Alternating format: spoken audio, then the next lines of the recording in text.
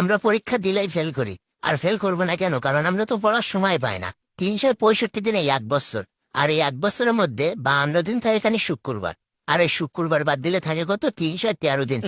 এর মধ্যে শীতকাল, গ্রীষ্মকাল, বর্ষাকাল বাবু ছুটি থাকে কমপক্ষে 50 দিন। আর এই 50 দিন বাদ দিলে থাকে কত? 263 দিন। আর আমরা যদি প্রতিদিন 8 ঘন্টা করে ঘুমানোর পেছনে ব্যয় করি, তাহলে 122 দিন চলে যায়। তাহলে আর থাকে কত? 140 দিন। আবার আমরা যদি 1 ঘন্টা করে খেলাধুলার পেছনে ব্যয় করি, তাহলে 15 দিন চলে যায়। তাহলে আর থাকে কত? 126 দিন। আবার আমরা প্রতিদিন যদি 2 ঘন্টা করে খাওয়া দাওয়া এবং গোসলের পেছনে ব্যয় করি, তাহলে 30 দিন চলে যায়। আর থাকে কত? 96 দিন। আবার আমরা যদি প্রতিদিন 1 ঘন্টা করে কথা বলার পেছনে ব্যয় করি, তাহলে 15 দিন চলে যায়। আর থাকে কত? 81 দিন। আবার আমরা বছরে খালি পরীক্ষাতে 35 দিন।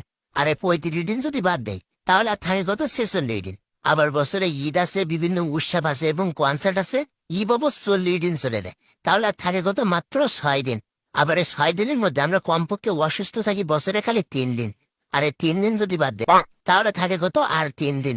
আবার আমরা বছরে ঘুরতে যাই কমপক্ষে 2 দিন। আর এই 2 দিন যদি বাদ দেয়, তাহলে থাকে কত? মাত্র 1 দিন। এখন অনেকেই ভাবতে পারে যে আমাদের হাতে তাহলে 1 দিন পড়াশোনা, তাহলে জন্মদিন কোথায় যাবে? আর এই জন্মদিন পালন করতে 1 দিন চলে যায়। তার মানে আমাদের হাতে পড়ার সময় থাকে না। এই জন্য আমরা পরীক্ষায় ফেল করি, ঠিক আছে? আর এটাই হলো আমাদের পরীক্ষায় ফেল করার আসল কারণ।